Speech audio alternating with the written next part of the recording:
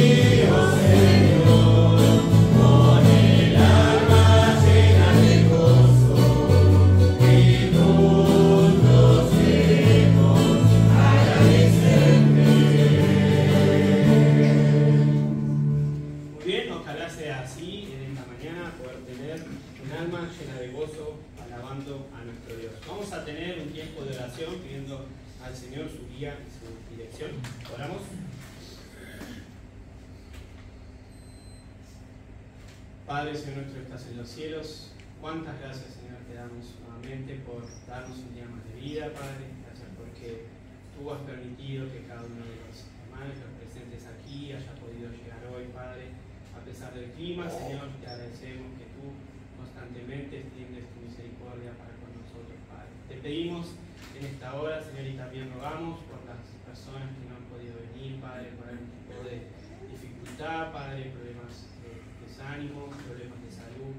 Te pedimos, Señor, que tú también puedas estar intercediendo en sus vidas, Padre, restaurando, Señor, sanando su voluntad, para que ellos pronto puedan estar aquí con nosotros, Señor. Oramos constantemente por sus vidas, Señor, y también te pedimos que nos ayudes, Señor, a poder recordarlos, Señor, en la semana también, para poder visitar, Señor, y llevar mensajes de ánimo, Señor, como el amor de Cristo de nuestra Padre. Te pedimos en esta hora también que tú puedas estar permitiendo que nuestros corazones estén atentos a tu voz, Padre. Ayúdanos en este tiempo al poder cantarte a ti, que podamos hacerlo con un corazón sincero, siempre entendiendo lo que cantamos, Señor, para que tú puedas ser exaltado en esta mañana, Padre. Quita cualquier estorbo que podamos tener, Señor, todas nuestras distracciones y nuestros pesos los dejamos delante de ti para que podamos estar atentos, Señor, al mensaje de tu palabra en esta mañana y que tú puedas estar obrando mucho más allá de tu siervo, Padre. Dejamos todo en tus manos, confiados, Señor, que tú estás aquí con nosotros en esta hora. En nombre de Jesús. Amén. Muy bien. Sigamos alabando a nuestro Dios con el número 34 también de los cancioneros.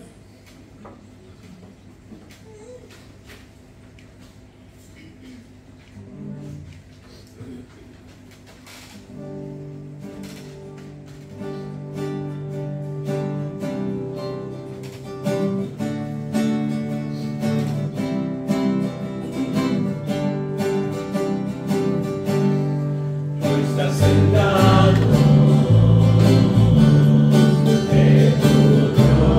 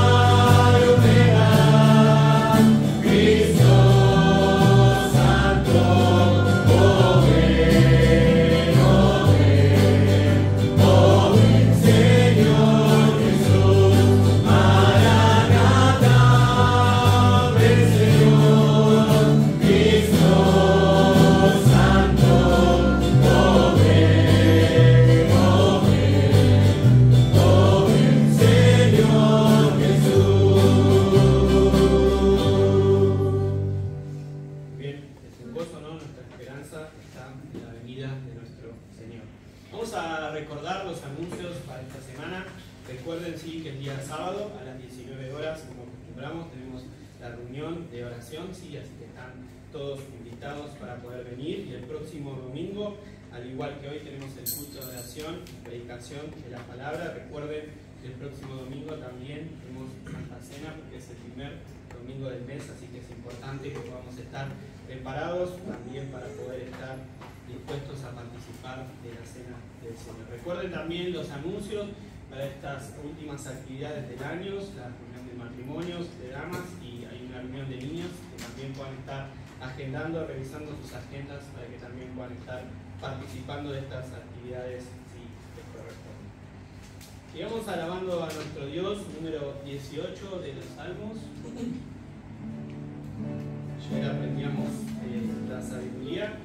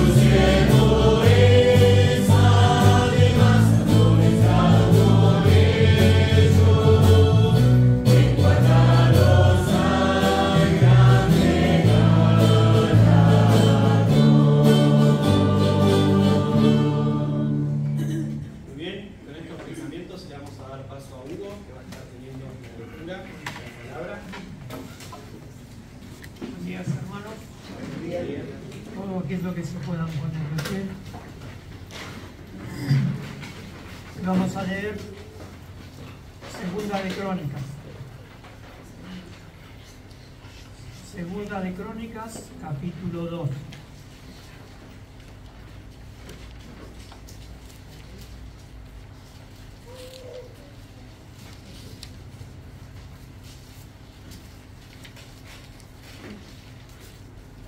Segunda de Crónicas, capítulo 2, dice así. Determinó pues Salomón edificar casa al nombre de Jehová y casa para su reino. Y designó Salomón 70.000 hombres que llevasen cargas y 80.000 hombres que cortasen los montes y 3.600 que vigilasen. Y envió a decir Salomón a Hirán, rey de Tiro: haz conmigo como hiciste con David mi padre, enviándole cedros para que edificara casa en que morase.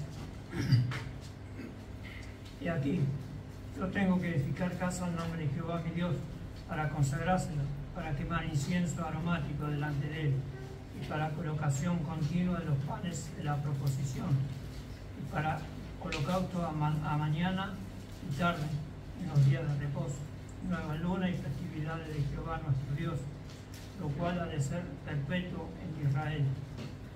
y la casa que tengo que edificar ha de ser grande, porque el Dios nuestro es grande sobre todos los dioses. Mas, ¿quién será capaz de edificarle casa, siendo que los cielos y los cielos de los cielos no pueden contenerlo? ¿Quién pues soy yo para que le edifique casa, sino tan solo para quemar incienso delante de él? Envíame pues ahora un hombre hábil que sepa trabajar en oro, en plata, en bronce, en hierro, en púrpura, en grana y en azul, que sepa esculpir con los maestros que están conmigo en Judá y en Jerusalén, los cuales dispuso mi padre. Envíame también madera del Líbano, cedro, ciprés, sándalo, porque yo sé que tus siervos saben cortar madera en el Líbano, y aquí mis siervos irán con los tuyos, para que me preparen mucha madera, porque la casa que tengo que edificar ha de ser grande y potentosa. Y aquí, para los trabajadores, tus siervos, cortadores de madera, he dado 20.000 coros de trigo en grano, 20.000 coros de cebada, 20.000 batos de vino y 20.000 batos de aceite. Entonces Hiram, rey de Tiro, respondió por escrito que envió a Salomón, porque Jehová amó a su pueblo, que ha puesto por rey sobre ellos. Además decía Hiram: bendito sea Jehová, el Dios de Israel, que hizo los cielos y la tierra, y que dio al rey David un hijo sabio, entendido, cuerdo y prudente, que edifique casa a Jehová y casa para su reino. Yo pues he enviado un hombre hábil y entendido, Hiram hábil, hijo de una mujer de las hijas de Dama, mas su padre fue de Tiro, el cual sabe trabajar en oro, en plata, en bronce y hierro, en piedra y madera, en púrpura y azul, en lino y en carmesí. Asimismo sabe esculpir toda clase de figura y sacar toda forma de diseño que se le pida con sus hombres peritos y con lo de mi señor David, tu padre. Ahora pues, envíe mi señor a sus siervos el trigo y la cebada y el aceite del vino que ha dicho, y nosotros cortaremos en el Líbano la madera que necesites, y te la traeremos en balsa por el mar hasta Jope, y tú la harás llevar hasta Jerusalén. Y contó Salomón todos los hombres extranjeros que había en la tierra de Israel, después de haberlo contado ya a su padre, David su padre, y fueron hallados 153.600, y señaló de ellos 70.000 para llevar carga, y 80.000 canteros en la montaña, y 3.600 por capataces para hacer trabajar al pueblo. Bueno, hasta aquí la lectura. Gracias, hermanos, se pueden sentar. Muchas gracias. Sigamos alabando a nuestro Dios, hermanos. Número 139 también.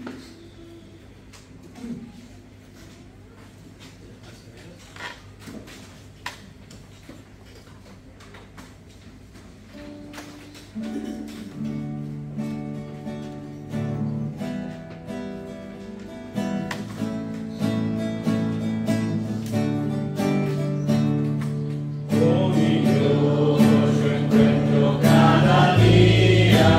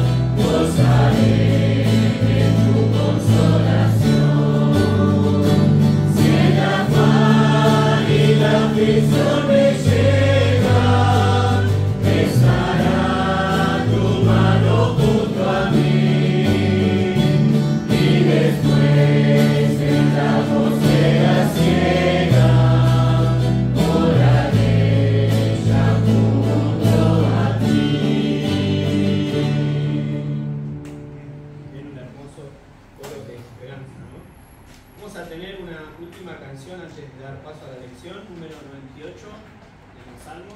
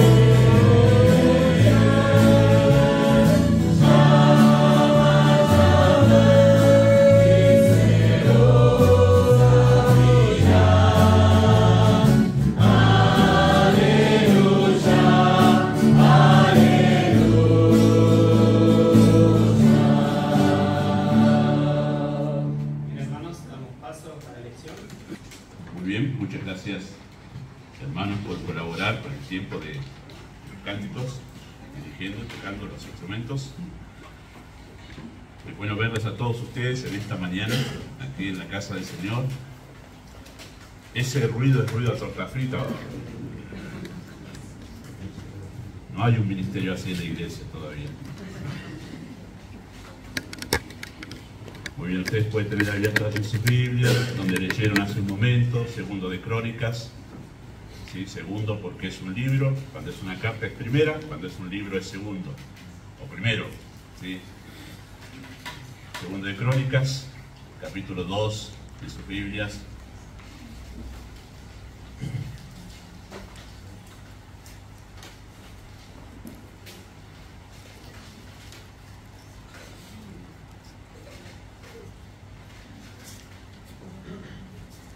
Muy bien, segundo de Crónicas, en sus Biblias, capítulo 2, y vamos a leer verso 3 hasta el verso 6. Sí, muy bien. Dice así el texto: y envió a decir Salomón a Hiram, rey de Tiro: haz conmigo como hiciste con David mi padre, enviándole cedros para que edificara para sí casa en que morase. Y aquí yo tengo que edificar casa al nombre de Jehová mi Dios, para consagrársela, para quemar incienso aromático delante de él, y para la colocación continua de los panes de la proposición, y para holocaustos a mañana y tarde, en los días de reposo, nuevas lunas y festividades de Jehová nuestro Dios, lo cual ha de ser perpetuo en Israel. Y la casa que tengo que edificar ha de ser grande, porque el Dios nuestro es grande sobre todos los dioses. Mas, ¿quién será capaz de edificarle casa, siendo que los cielos de los cielos no pueden contenerlo? ¿Quién pues soy yo para que le edifique casa, sino tan solo para quemar incienso delante de él? Muy bien, oramos. Amado Padre Celestial, una vez más oramos para recordar que dependemos de ti en todas las cosas. Aún para respirar, dependemos del mandato de tu voz, de tu decreto, porque no hay ni un pajarillo que pueda permanecer en existencia si no es por tu mandato. Por eso oramos, porque dependemos de ti y pedimos de tu gracia. Tú puedes escuchar una oración extensa en momentos difíciles como una oración previa, como en este momento, para pedir que aquietes nuestros corazones y pensamientos y sea tu Espíritu hablando. Confiamos que es así, creemos en verdad que es así, que hemos dejado nuestros asuntos, nuestras ocupaciones de cada día para reunirnos como tu iglesia, tu templo espiritual, para no solo ofrecer sacrificios de labios, de corazones purificados por la obra de Cristo, sino también para oírte, para disponernos a oír tu voz, deseando que tú trates con nuestras almas y podamos crecer en nuestra relación contigo. Pedimos tu bendición en nombre de Jesús. Amén. Bueno, hoy vamos a dar por finalizado esta parte del estudio de la familia por este año, y confieso que la temática que hemos empezado a abordar este mes ha tomado un curso que yo no esperaba. Por las dudas, comunico que uno va pensando con tiempo en los temas que van dándose durante el año, y aunque uno no los va estudiando, los va bosquejando. La ventaja del celular y estas cosas es que uno tiene a mano un anotador y va haciendo bosquejos con anticipación, aunque no el estudio, pero las ideas se van anotando, como me decía mi profesor de homilética, porque uno después se olvida. Por momentos vienen se enciende la lamparita sobre algún tema y hay que anotarlo enseguida, me decía el profesor, porque después uno se olvida. Y hace unos meses, cuando pensaba en esta temática que abordamos este mes, el curso era otro, y eran otros detalles, pero cuando comencé a estudiarlo, el Señor fue guiando, incluso forzándome en alguna manera, porque yo quería insistir y por otro lado, pero el Señor lo fue llevando por este lado. Así que confío que el Señor ha querido tratar algo de alguna manera que yo desconozco en nuestros corazones como iglesia, ¿no? Así que por eso la temática ha ido por este lado. Iba a ir por los pasajes de Efesios, capítulo 5, donde la Biblia nos enseña a ser sabios, mirando bien cómo usamos el tiempo, y para eso necesitamos la llenura del Espíritu. Bueno, iba a ir por este lado, pero el Señor fue guiando por este lado. Así que confío en su guía y su dirección. Y confieso que el tema que estamos tratando es complejo en cuanto al hecho de llevarlo a la práctica. No es complejo para entenderlo, pero sí complejo para llevarlo a la práctica en cómo vivir con sabiduría en nuestra vida familiar. Más específicamente porque tiene que ver que cuando vivimos con sabiduría tomamos buenas decisiones, y decisiones correctas sería la palabra más exacta. Y tomar decisiones correctas significa ordenar nuestras vidas, tener una vida organizada, que ese era el punto en verdad que en mi intención quería abordar más ampliamente, tener vidas familiares organizadas. Pero el Señor me ha llevado a la raíz de esa práctica. Necesitamos saber cuál es la esencia para poder tener una vida organizada, y creo que eso fue lo que el Señor ha querido tratar con nosotros en este tiempo. Y por eso nos hemos centrado en la vida de Salomón, ¿sí?, para poder llevar adelante esa enseñanza. Y así como un hogar, ¿sí?, así como un hogar debe funcionar con base en el principio de autoridad, que fue el que hablamos allí por agosto, así también un hogar debe funcionar con base al principio de la sabiduría. Es un principio, en un momento voy a explicar por qué, y cuando hablamos de un principio, que es una norma, ¿sí?, una ley establecida por Dios, ¿sí? Vivir con sabiduría en el hogar no es que, bueno, optamos y es que a algunos se le da, no, es una norma que Dios ha establecido para que el hogar funcione bien, para que la vida familiar funcione bien, ¿sí? La sabiduría, según la Biblia, consiste en saber tomar decisiones correctas. ¿Por qué siempre me corrijo a mí mismo diciendo no buenas sino correctas? Porque lo correcto es lo contrario a lo errado. Y nosotros tenemos que tomar decisiones correctas para ser librados del error, de tomar una decisión y estar en el error, ¿sí? Son decisiones correctas. Y digo eso porque a veces la decisión nos parece buena, como mencionaba ayer en la reunión de oración, a veces una situación parece que es lo conveniente para la ocasión que estamos viviendo, pero no estamos midiendo qué consecuencias puede traer eso, que en el momento es conveniente, pero no medimos las consecuencias y en verdad después termina siendo un error. Por eso es decisiones correctas. ¿sí? Respecto a diferentes asuntos pertinentes a la vida del hogar, o sea, el uso del tiempo, el trato los unos con los otros, la administración de las finanzas, los pasatiempos, los entretenimientos, la vestimenta, las amistades, etcétera, etcétera, etcétera. Sobre todos esos asuntos, los líderes de hogar, los padres, deben tomar determinaciones, y si no lo toman los padres, ¿sí? El hombre de familia, si no lo toma él, lo va a tomar otro esa decisión en la vida de sus hijos, ¿sí? En todos esos asuntos, el uso del tiempo, en cuanto al hecho de los pasatiempos, las amistades, su vestimenta, la va a tomar otro. Y es notorio que en verdad en la vida de no pocas familias cristianas, quienes toman la decisión, por ejemplo, de la ropa, es la moda. Es la moda, porque los chicos tienden a la moda, pero son ustedes, papás, quienes tienen que tomar esas determinaciones para poder dirigir el hogar en sabiduría. Bueno, como en muchas otras cosas, ¿no? Los horarios que se rige el hogar, cuándo se va a dormir, a qué hora se come, todo eso. Eso da testimonio de un hogar guiado con sabiduría o no, ¿verdad? Bueno, Salomón es el ejemplo por excelencia de una vida vivida con sabiduría, por eso nos hemos centralizado en él en estos 3 mensajes. Dios lo hizo el hombre más sabio de todos los tiempos, siempre haciendo el paréntesis a excepción de Cristo, ¿no? El hombre más sabio de todos los tiempos o de la historia humana. Bueno, ¿cómo vivió el hombre más sabio de todos los tiempos? Bueno, él ordenó su vida, como vimos la semana pasada, él ordenó su vida en torno a una prioridad.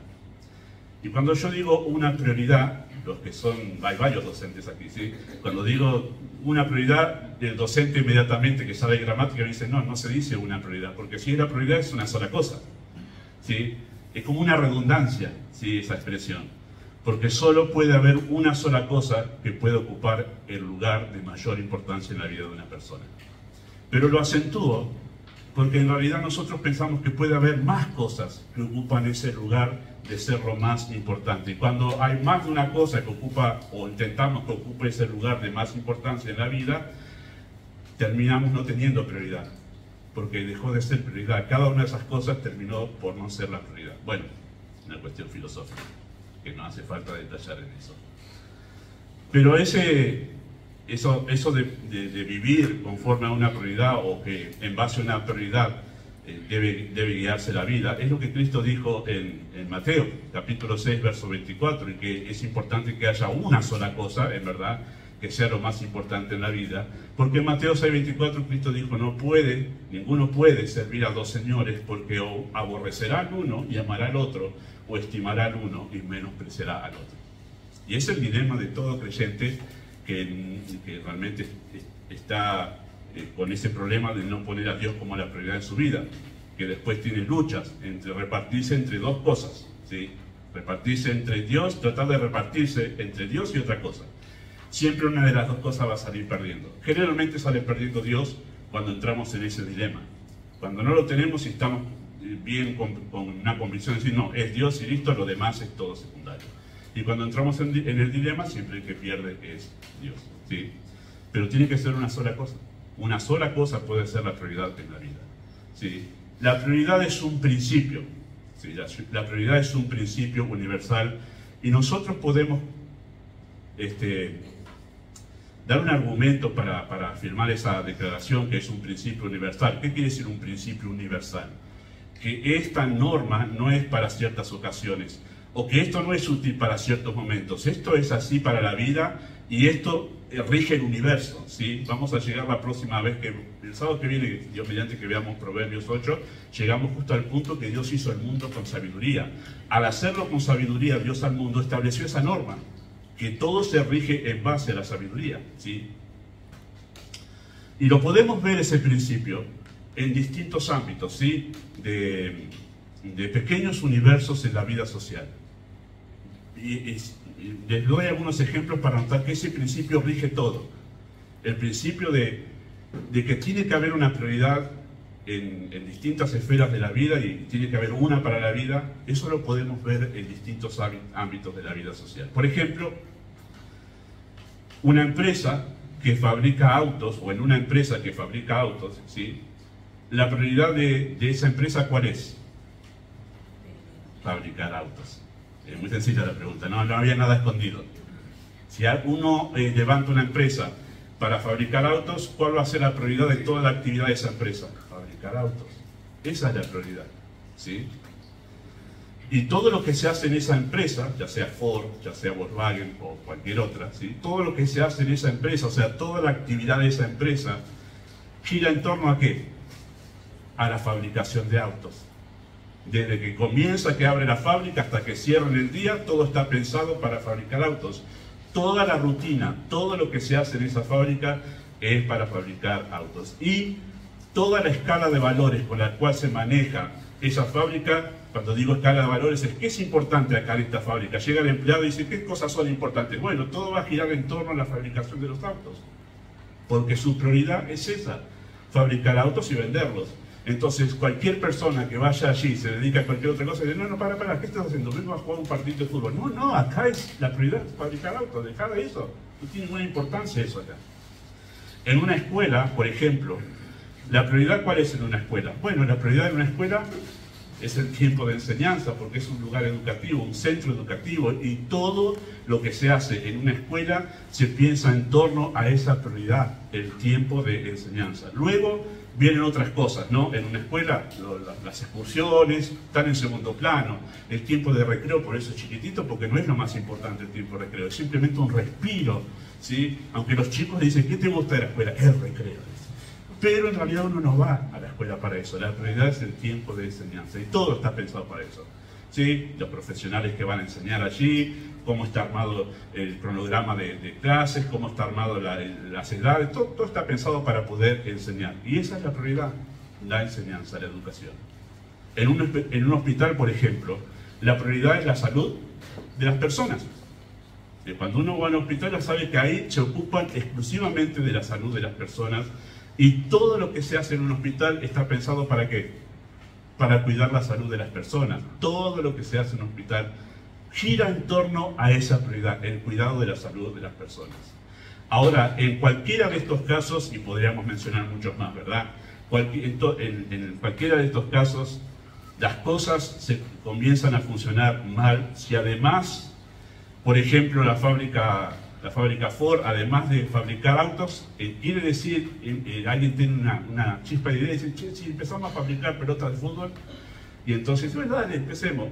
¿Qué es lo que va a pasar? Muy probablemente es que empiece a verse los detalles en el descuido de la fabricación de autos. ¿Por qué? Porque intenta hacer dos cosas que son muy diferentes.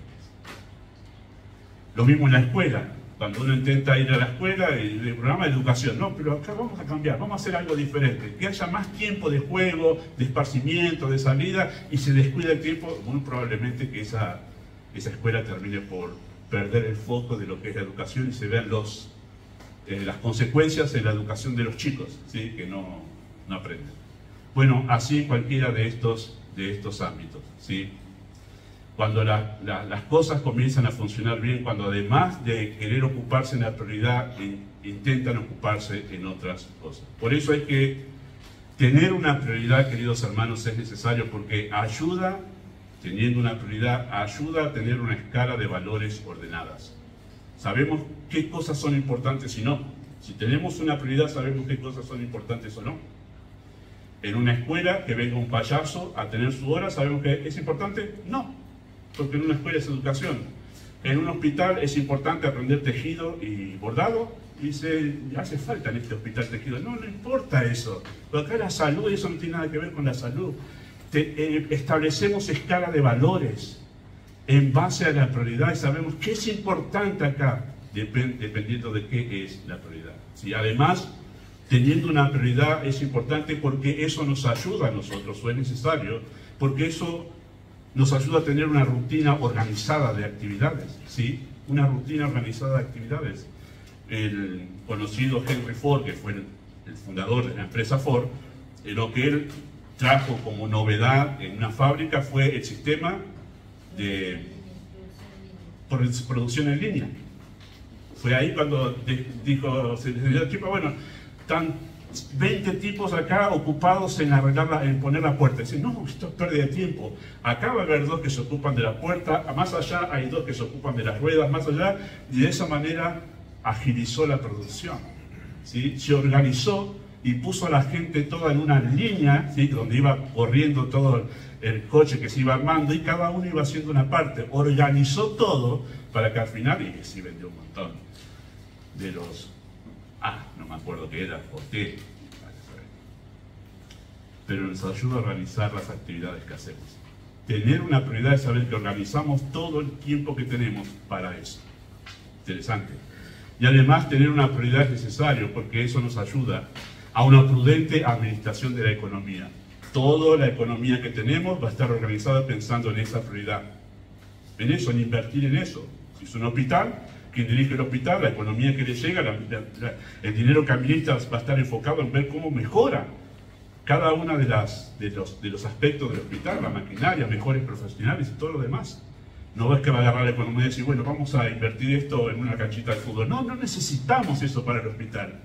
Va a saber cómo administrar su economía porque tiene una cosa que sabe que es la prioridad y que no puede usar ese dinero para otra cosa. ¿Sí? Bueno, la idea va quedando clara con estos ejemplos, ¿verdad? Ahora, queridos hermanos, todo esto que acabo de decir nos permite visualizar el principio de prioridad. Algo que regula todo lo demás. Eso es prioridad. Algo que en torno a lo cual todo lo demás gira, ¿sí? Pero en ámbitos temporales y reducidos como un hospital, como una empresa, como una fábrica o como un lugar educativo, ¿no? Reducidos a un espacio muy, muy pequeño. Pero lo que nosotros estamos planteando en este estudio que estamos llevando durante este mes, ¿sí? En nuestro estudio, es la prioridad, pero a un nivel más amplio. La prioridad, pero a un nivel más amplio. Como aquello que rige el curso de la vida, ordenando cada cosa y dándole su justo valor y lugar a cada cosa en nuestras vidas.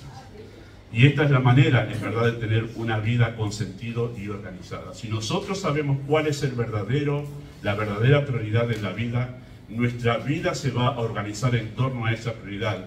Y esa es la manera de poder tener una vida organizada y con sentido, que tenga sentido la vida que estamos viviendo, ¿sí?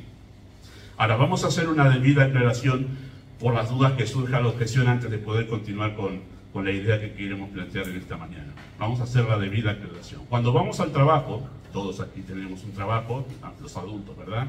Cuando vamos al trabajo, tenemos una prioridad que es hacer nuestro trabajo. Y tener una prioridad le da sentido a lo que hacemos en el trabajo, ¿sí? Cuando los hijos están en la escuela o los adultos están cursando una carrera en el centro educativo, la prioridad es el aprendizaje, ¿sí? De algo específico. Y tener esa prioridad de ir a aprender algo específico le da sentido al tiempo de estudio, ¿sí?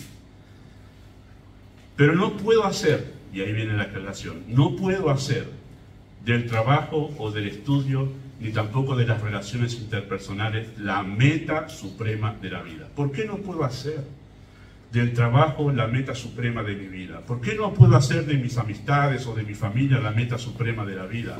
¿Por qué no puedo hacer de las carreras que yo hago, las facultativas, la meta en la vida o cualquier otra cosa de estas temporales, ¿no?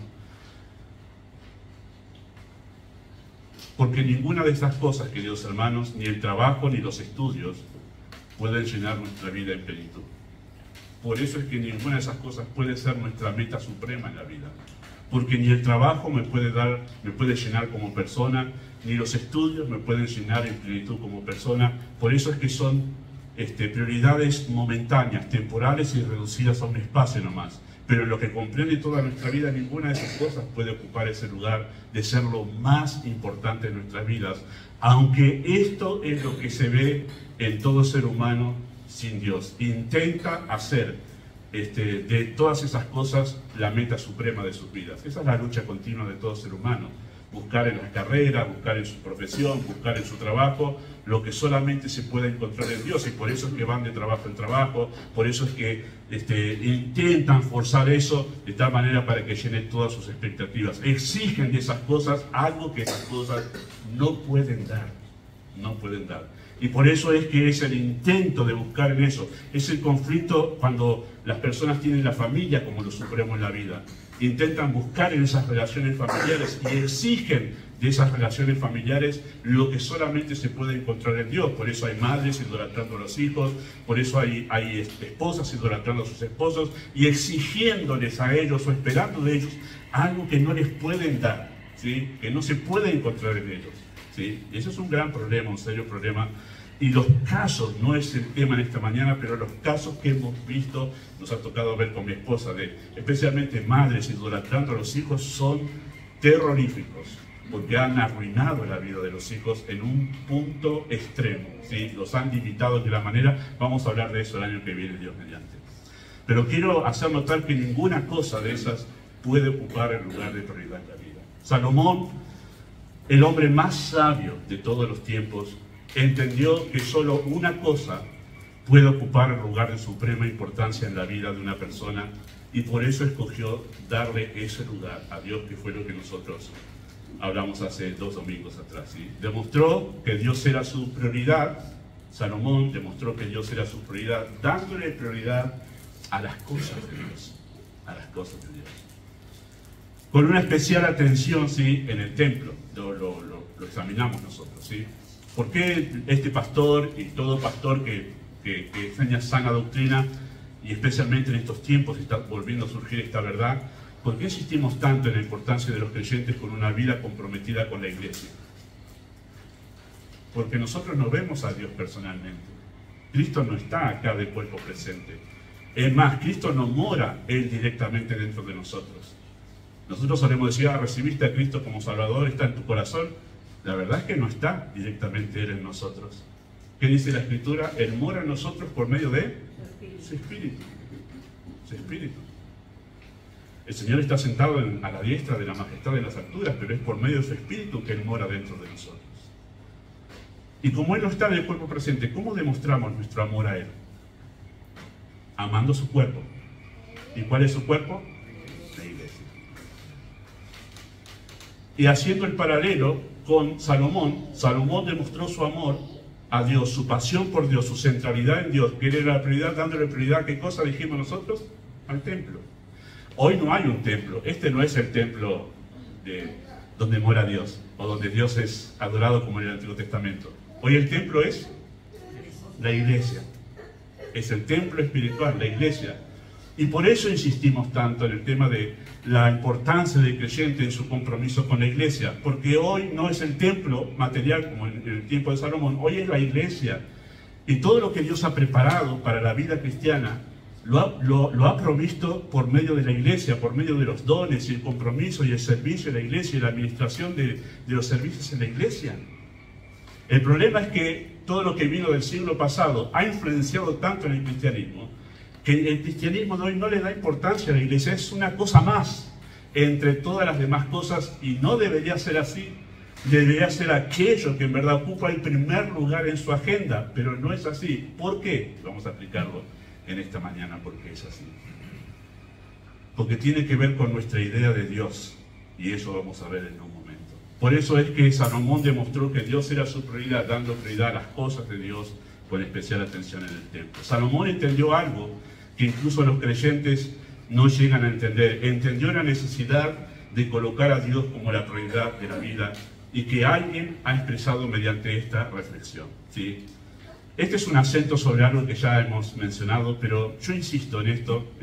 Mientras escribía, los pensamientos venían a esto, así que solo me disculpo por la redundancia, pero no por lo que voy a decir, porque es bíblico. Capaz que alguien lo leyó esto, ¿sí? Por internet, ¿sí? Por la web.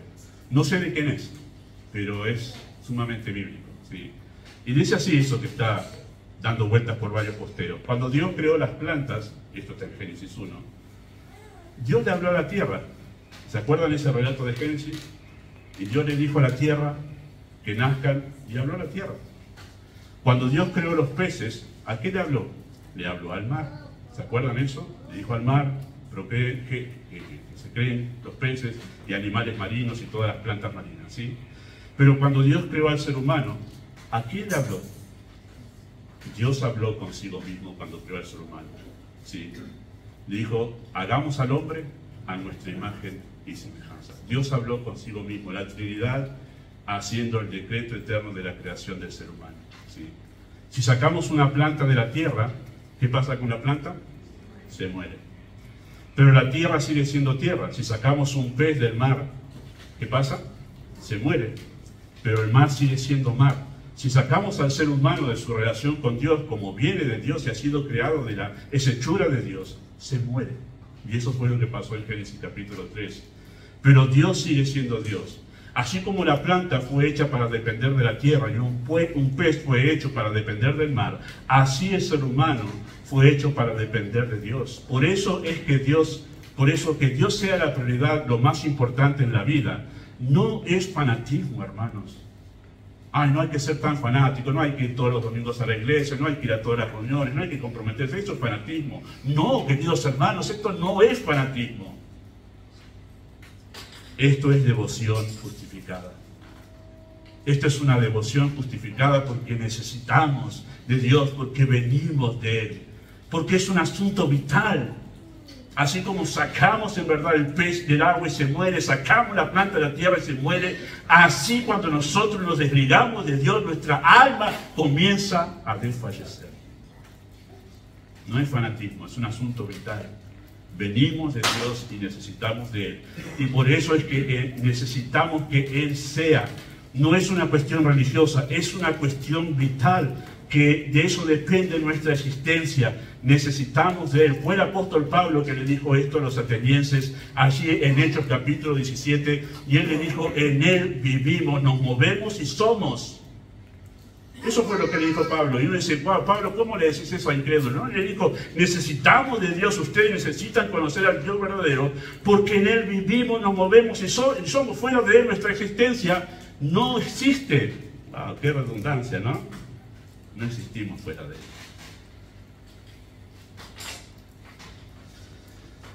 Y esta es la verdad que nosotros vemos expresada en el versículo 5 de nuestro texto. ¿Qué dice el verso 5 ahí de 2 de Crónicas, capítulo 2? En el verso 5, Salomón dijo esto: la casa que tengo que edificar ha de ser grande. Y uno le preguntaría, ¿por qué, Salomón? Tiene que ser tan grande, tanto gastarse en esa casa, tanto oro invertido. ¿Por qué? La respuesta es sublime y llevaría para otro mensaje más. Porque Dios, el Dios nuestro, es grande. Y ojalá esta sea la respuesta que usted en su corazón pueda darle a cualquiera que venga y le diga, ¿por qué siempre vas a la iglesia? ¿Por qué tanto leer la Biblia? ¿Por qué dedicas tiempo a la mañana? Porque el Dios, mi Dios, es grande. Y Él merece lo mejor de mi tiempo, lo mejor de mis energías, lo mejor de mis recursos. Por eso, porque Él es grande. Ojalá no sea, no porque me obligan, porque me van a retar, porque en realidad no quiero. No, mi Dios es grande. Es interesante que fue su idea de Dios la que determinó poner a Dios como prioridad. ¿Por qué lo puso como prioridad? Porque para Él Dios es grande. Por eso lo puso como la prioridad en su vida. No para que le vaya bien, no porque en verdad de esa manera va a tener más bendiciones. No, Él es grande y Él merece. No hay otra cosa más grande que Él. Y el texto dice más grande que todos los dioses, dioses con minúscula. Y la idea es, no hay otra cosa en este mundo que merezca ese lugar sino Él. Ni el trabajo, ni mi carrera, ni la familia, ni yo mismo, ni mi propia vida merece estar en ese lugar de prioridad, sino Dios. Él es grande más que cualquier otra cosa. Por eso Él es la prioridad. Su idea de Dios fue lo que lo llevó a determinar, Él merece ese lugar. Y hasta que nosotros no entendamos la grandeza de Dios, nosotros vamos a seguir luchando con ponerlo a Él y poner otra cosa en ese lugar, incluso a nosotros mismos. Pero cuando llegamos a la comprensión a la que llegó Salomón, Él es grande y más grande que yo, que mi propia vida, vamos a llegar al punto de decir, Él merece ese lugar. Él merece ese lugar. Fue su idea de Dios, la idea que Salomón tenía de Dios, lo que hizo que él determinase o que determinó a dedicar sus mejores esfuerzos, lo mejor de su tiempo y lo mejor de sus recursos a esa prioridad. Lo vimos en el primer mensaje cuando hablamos nosotros. Fue la idea de Dios que lo llevó a eso. La idea que él tenía de la grandeza de Dios lo llevó a él en verdad a hacer toda esa dedicación, ofrecer todos esos recursos y usar lo mejor de su tiempo para edificar un templo, para adorar al Dios grande que él conocía. Fue esa idea de la grandeza de Dios la que llevó a David, primero de Crónicas capítulo 29, es esto, justo antes de morir, a decir: todo esto son mis ahorros, querido hijo, para que vos edifiques una casa donde Dios sea adorado. Toda la vida de David fue juntar recursos, ahorrar un montón de oro, de plata, de piedras preciosas, de madera y de muchas otras cosas que le dijo: acá está todo mi tesoro personal para que vos edifiques una casa a Dios. Porque en verdad todo es de Él. Si tuya, oh Jehová, es el poder, la gloria, la honra, todo viene de ti. Y de lo que viene de tu mano te damos. Nada es nuestro, todo tú lo mereces. La idea que David tenía de Dios fue lo que le llevó a ofrecer todo a Él como su prioridad. Lo mismo hizo su hijo. Así que cuando nuestra vida gira en torno al trabajo, los estudios, o las relaciones o el pasatiempo, Dios recibe las sobras. ¿Por qué? Porque estamos dando testimonio de cuál es nuestra idea de Dios. Cuando Dios recibe las sobras de nuestro tiempo, de nuestros esfuerzos y de nuestros recursos, lo que estamos diciendo es: mi Dios es pequeñito. No hace falta que te preguntes por tu teología. ¿Cómo administras tu tiempo y tus recursos y tu vida? Nos cuenta a todos cuál es tu idea de Dios. El que recibe las sobras, las migajas, lo que resta, el cansancio de nuestra vida. Salomón descubrió que había alguien más grande que él mismo. Noten allí lo que dice Salomón en el versículo 6. ¿Quién será capaz de edificar casa, siendo que los cielos de los cielos no le pueden contener?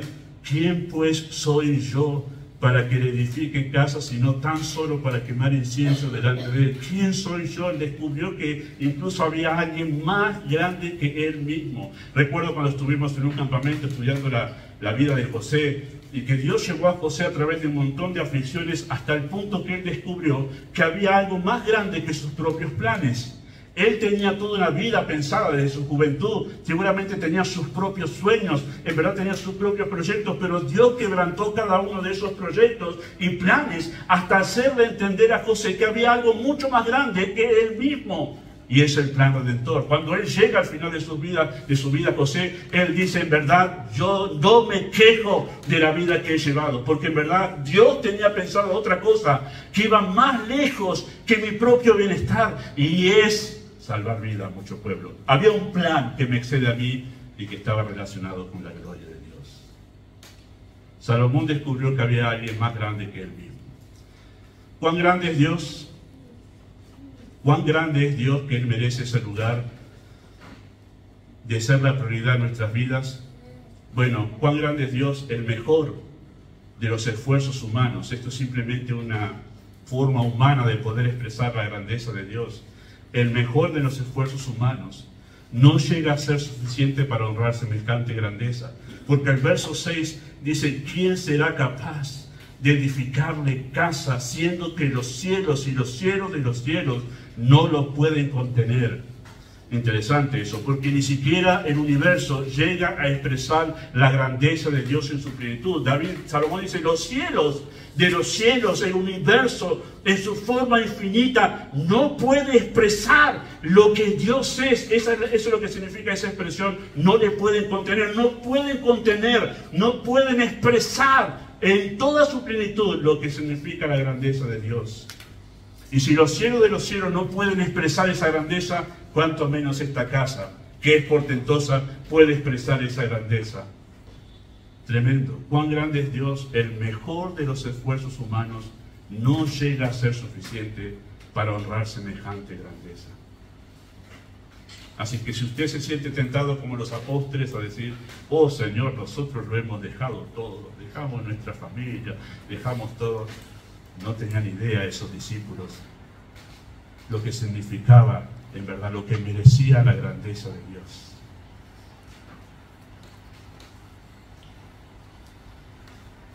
No vamos a ir ahí, pero me encanta el capítulo 26 de Job, porque en el capítulo 26 Job está empezando a hablar acerca de de cómo funciona el universo, cómo funciona con sabiduría el universo. Él se asombra de muchas cosas, y entre esas cosas que menciona en ese capítulo 26, dice que Dios encerró el agua en gotas, en las nubes. Dios encerró el agua en las nubes.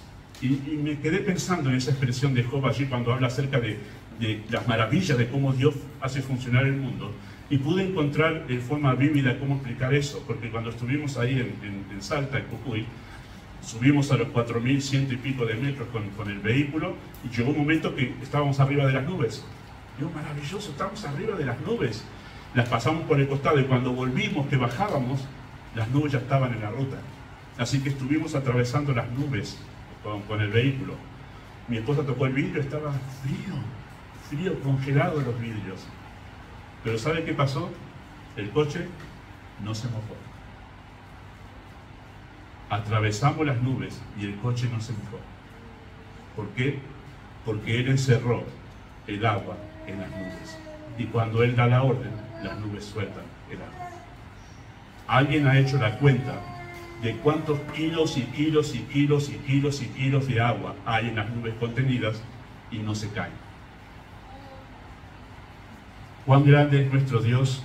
Bueno, de todas esas cosas que Job menciona allí, dice esto: he aquí, estas cosas solo son los bordes de sus caminos, y cuán leve es el susurro que hemos oído de Él. Esas cosas que nos maravillan simplemente de la creación, Job dice, eso es apenas los bordes, y la expresión es, eso es apenas la antesala, esa es la puerta de entrada de la casa de Dios.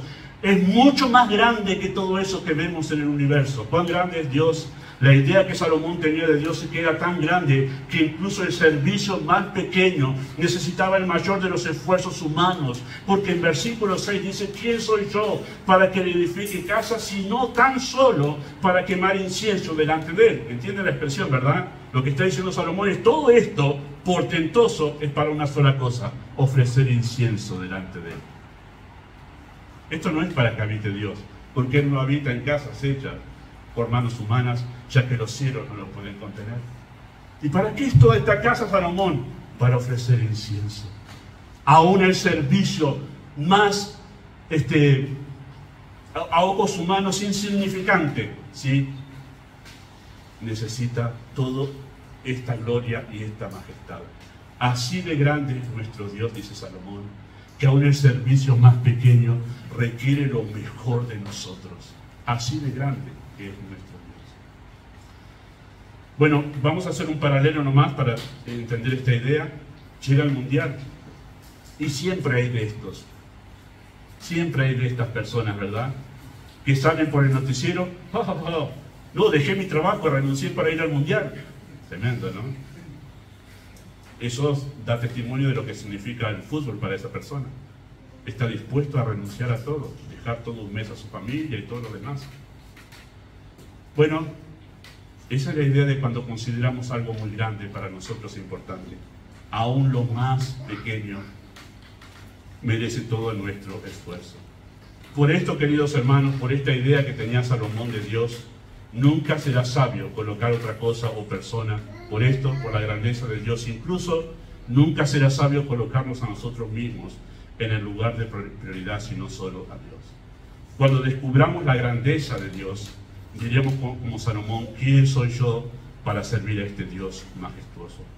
Comenzaremos a comprender nuestra insignificancia y dejaremos de buscar nuestra prioridad, nuestra propia honra, nuestra propia felicidad, y nos volcaremos en adoración a nuestro Dios. Así que tener a Dios como prioridad nos permitirá darle a las demás cosas su justo valor y evitar sobredimensionar el de aquellas que no tienen importancia. ¿Sabe por qué en verdad nos afligimos por cosas que en realidad no son importantes, pero nos afligimos igual? Porque nosotros hemos perdido de foco la grandeza de Dios. Hemos perdido de foco la grandeza de Dios. Nosotros vivimos en la era de la vanidad, donde las cosas insignificantes se han vuelto sumamente importantes y sublimes. Hay gente muy amargada por cosas que no lo merecen, porque en verdad no han descubierto otra cosa más grande que eso. ¿Sí?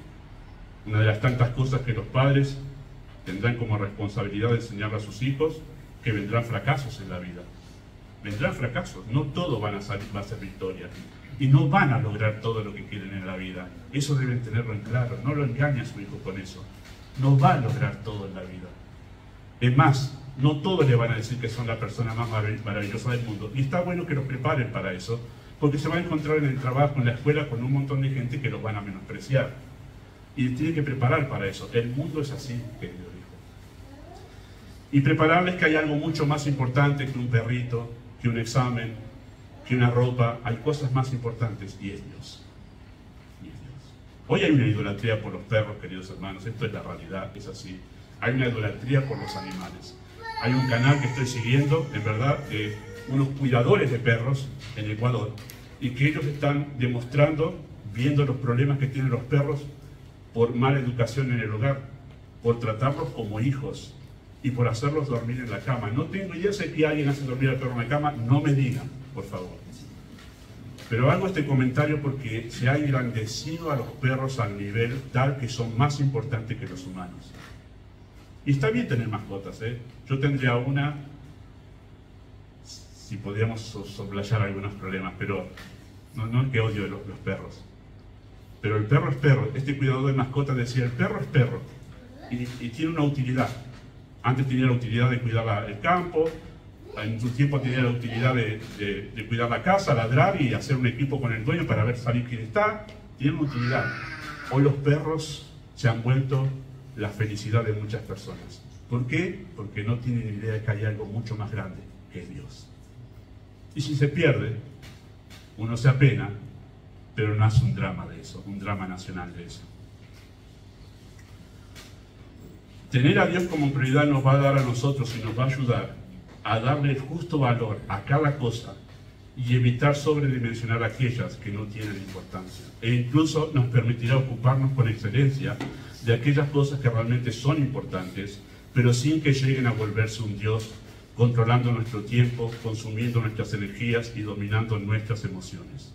Si nuestra existencia depende de nuestra relación con Dios, y aquí vamos a la parte práctica así de todo esto, si nuestra existencia depende de nuestra relación con Dios, entonces es esa la base para determinar mi escala de valores, la que hablamos la semana pasada, la cual es necesaria para tener una vida organizada. Y en primer lugar, eso fue toda la introducción, y este es el primer mensaje que tiene una introducción tan larga, pero no se asuste, el mensaje es cortito. En primer lugar, si Dios es la prioridad, entonces toda relación que colabore para desarrollar y fortalecer mi relación con Dios merece un lugar de importancia en la vida. O sea, esto me va a ayudar a saber a mí qué tipo de relaciones voy a tener y con qué personas me voy a relacionar, ¿sí? Y saber que en verdad las personas que colaboran para desarrollar y fortalecer mi relación con Dios son aquellas a las que le tengo que dar un lugar de importancia en mi vida. Y las demás, no. Me relaciono con todos, soy amable con todos, pero queridos hermanos, hay relaciones que no colaboran para mi relación con Dios. Y como Dios es mi prioridad, yo tengo que empezar a poner un cerco y decir, no tanto tiempo a estas relaciones, porque eso no colabora con mi vida. Eso es tener una prioridad. Empiezo a determinar con qué personas en verdad me beneficia más estar, porque eso colabora con mi vida espiritual. Y por eso alentamos tanto a crear vínculos con la familia de la fe, porque eso es lo que va a ayudar a crecer su vida espiritual. Cuando fortalecemos nuestra relación con Dios, crecemos como personas y experimentamos satisfacción. Y eso sucede justamente así. La gente suele decir, primero tengo que ocuparme de mí para luego poder estar bien con Dios. Pero es justamente lo opuesto. Necesito ocuparme de mi relación con Dios para poder estar bien. Por ejemplo, Salomón desarrolló amistad con el rey de Tiro, que es lo que se lee acá. Noten que se relacionó con el rey de Tiro, que era amigo de su papá, de David. Y creo que por lo que dice acá parece ser que el rey de Tiro llegó a ser creyente, ¿no? Por cómo habla de Dios y de su casa. No lo sabemos con exactitud. Pero sí es que fue amigo de Salomón. Y Salomón lo buscó al rey de Tiro. ¿Por qué? Porque en verdad esa relación le ayudaba a poder hacer más grande incluso el templo y perfeccionar el templo para la adoración a Dios. Esa relación lo ayudó a fortalecer su relación con aquello que era su prioridad, que es Dios.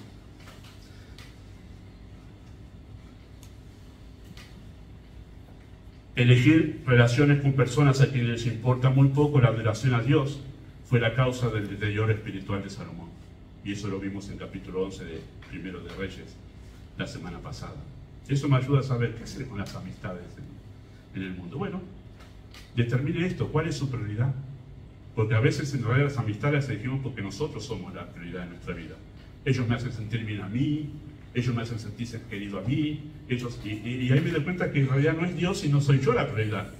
Y no quiero sacrificar esas amistades que no me ayudan en nada en mi relación con Dios, pero por mí. Y ahí me doy cuenta que yo estoy en el trono, que debería estar Dios. Ahora, nosotros nos relacionamos con diferentes personas en este mundo y debemos ser amables con todos, pero desarrollar amistades que nos comprometen con aquellas cosas, que nos comprometen con aquellas cosas que son un obstáculo para nuestra relación con Dios, no es sabio. En segundo lugar, todo aquello que podría llegar a ser perjudicial para mi relación con Dios tiene que ser puesto bajo control y darle un lugar de preferencia a todo aquello que lo beneficia. Noten ahí el final del capítulo 2. Noten el final del capítulo 2. Interesante lo que dice ahí. Dice que Salomón contó, versículo 17, contó todos los hombres extranjeros que había en la tierra de Israel, después de haberlos ya contado David su padre, y fueron hallados 153.600, dice. Y señaló de ellos 70.000 para llevar cargas, 80.000 canteros en las montañas y 3.600 por capataces para hacer trabajar al pueblo. Interesante. Después de los hijos de Israel, de los israelitas, sí, en sí mismo, del pueblo de Israel, dice que no los puso a hacer este trabajo. ¿Qué hizo de ellos? Según Primero de Reyes, los puso en su ejército, los hizo generales, los hizo trabajar en su casa, les dio un lugar de preferencia.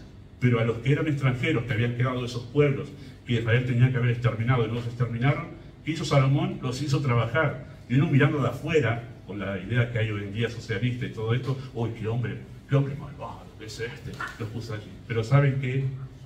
Él sabía lo perjudicial que podían ser esas personas con todas las costumbres que tenían si los dejaba crecer y desarrollarse en Israel, porque ellos fueron causa de idolatría en Israel. Y Salomón los mantuvo contenidos allí, haciéndolos tributarios y no dejando que ellos dominen en Israel. Interesante. Un rey sabio mantuvo bajo control aquellas cosas que podían perjudicar la vida de adoración en Israel. Ellos traían idolatría y Salomón dijo, no los voy a dejar crecer acá, los voy a mantener tributarios. Queridos hermanos, una familia que vive con sabiduría reconoce aquellas cosas, hábitos, costumbres y relaciones que podrían llevar a ser perjudicial para su vida espiritual y las mantiene bajo control. Hermanos, no tener horarios, por ejemplo, para dormir, tener malos hábitos para la hora de dormir, tener malos hábitos en cuanto a las actividades que se tienen en el día y que después terminan perjudicando para poder crecer en mi relación con el Señor. Esas cosas tienen que estar bajo control. Tengo que saber que esto es perjudicial. No colabora para mi relación con Dios, no es importante. Las mantengo bajo control, pongo un horario o las elimino completamente de mi rutina. Eso fue lo que hizo Salomón. Tuvo una vida organizada sacando aquellas cosas que no eran necesarias para su relación con Dios. Eso no alimenta mi relación con Dios, no tiene valor alguno para mí. No tiene valor alguno para mí. Y en tercer lugar, lo importante y necesario debe ser manejado bajo planificación organizada para evitar que ni la necesidad ni lo importante se vuelvan un obstáculo para lo prioritario. Eso lo hablamos también y quiero acentuarlo en esta ocasión también. No vamos ahí, pero en Primero de Reyes capítulo 4, cuando se empieza a hablar del gobierno de Salomón, se empieza a hablar de cómo organizó todo el Estado para que todos en Israel tuviesen lo necesario y suficiente para poder mantener su vida en un nivel óptimo. De tal manera que es la única vez que se dice en la historia de Israel que cada israelita vivía bajo su higuera, y hay otra expresión más que indica allí que me olvidé ahora, pero que dice que tenía todo lo suficiente. Es el primer momento, o mejor, la única ocasión en toda la historia de Israel que todos tenían todo lo suficiente. Y puso 12 gobernadores en las 12 tribus de Israel y organizó la economía de esta manera. Cada gobernador tenía que abastecer el Estado una vez en el mes. O sea, todo lo que necesitaba el Estado, cada gobernador debía hacerse cargo de eso una vez al mes. Todo lo que necesita, comida, la vestimenta, el sustento de todos los oficiales, todo lo demás, un gobernador se ocupaba. los otros 11 meses era para sí. Y entonces de esa manera nadie sufría carga económica. Organizó todo. ¿Para qué organizó todo esto? Para que en verdad no se descuide por un problema económico la adoración a Dios. ¿Sabe lo que falta en la vida de muchas familias en las iglesias? Que a veces dicen, no puedo dedicarme ahora a Dios porque tengo una necesidad económica. Claro, ¿qué decir contra eso? Wow. Es importante. Hay falta de organización y de administración porque no se piensa en lo importante. El pastor Núñez, en ese libro que ustedes me regalaron y estoy leyendo, de ahí saqué muchas cosas, ustedes tienen la culpa, pero él dice, hay mucho tiempo desperdiciado y a veces los pastores también desperdiciamos mucho tiempo. Y la razón que él da, y de ahí vino mucho de estos pensamientos que estoy diciendo, deriva que nosotros no tenemos una prioridad en la vida. Gastamos dinero, tiempo en cosas que no colaboran para nada con lo realmente importante. No tenemos vidas organizadas porque no estamos pendientes de que hay solo una cosa importante. ¿Se acuerdan lo que Cristo le dijo a María? A María, solo una cosa es necesaria. Lo demás es secundario. Y tener que preocuparte de que eso no sea sacrificado por nada, ni siquiera por lo importante. ¿Cómo hago, pastor, para no sacrificarlo por lo importante? Organízate. Y empieza a organizar tu economía, tu tiempo y tus trabajos. Le he dicho esto, lo aprovecho de decirlo ahora una vez más a los jóvenes, porque los mayores a veces, que ya vienen a Cristo, adultos, no tienen tanta posibilidad de hacer esto como pueden hacerlo los jóvenes. Cuando van a elegir una carrera facultativa, elijan una que sepan que no van a tener problemas para después de tener una vida de iglesia comprometida. Hay quienes eligen carrera porque o le da más dinero o porque les gusta, dicen que es su sueño. Los sueños es un engaño de este tiempo terrible, es una idolatría el tema de los sueños. Es su sueño y como es su sueño no lo puede. No. Busque una pensando en Dios y una carrera en verdad que después no lo limite en verdad para poder tener una vida de iglesia comprometida. Y usted dice, ¿tanto, pastor? Sí, claro que sí. Si por la iglesia Cristo dio su vida, ¿cómo no voy a ser capaz yo de cambiar de carrera? Claro, cuando vemos la iglesia pensamos en una cuestión de gente reunida nada más. No, esto es gente por la cual Dios dio su vida, Cristo dio su vida. ¿Cómo no voy a yo poder cambiar de lugar? Hay gente que elige a los que se van a casar. Algunos se casan, ya están. Y están pensando dónde vivir. No piensen en el lugar más cómodo donde están, o más tranquilo. Piense en un lugar donde usted no va a tener problemas para tener una vida comprometida con su iglesia. No, pastor, se está yendo muy al extremo. Mi pastor solía decir esto. Todo creyente debería organizar su agenda diaria en base a la iglesia. Y no dejar al último las actividades de la iglesia. Primero trabajo, después estudio, después familia. El último, me queda esto, para la iglesia. No, debería ser distinto. Si tú tienes a Dios como tu prioridad. Pero solamente entendiendo la grandeza de Dios, entendemos la grandeza de las cosas de Dios. De otra manera, no. Por eso, todo este mensaje tuvo esta orientación, queridos hermanos, porque creo que hablar de planificación y cómo organizarse, podríamos ver ese curso incluso en el mundo, cómo organizar su vida, todo lo demás se da en un montón de seminarios, cómo organizar la vida. Pero lo que necesitamos es una fuerte motivación para organizar la vida. Y la única motivación que puede llevarnos a nosotros a poner las cosas de Dios en primer lugar es saber que Dios es grande. Es saber que Dios es grande. Y yo quiero decir, queridos hermanos, que hemos planteado todo este tema de una vida organizada de manera sabia, no como una manera de ser personas exitosas, no, sino como la manera de tener una correcta relación con Dios. Yo necesito organizar mi vida, mi familia, porque Dios merece en verdad que yo a Él lo ponga como prioridad. Si no hay esa motivación, no hay organización que tenga sentido. No hay planificación ni vida disciplinada que tenga sentido si yo no entiendo que Dios es grande. Amado Dios, tú sabes que tu siervo es muy limitado para expresar tamaña verdad.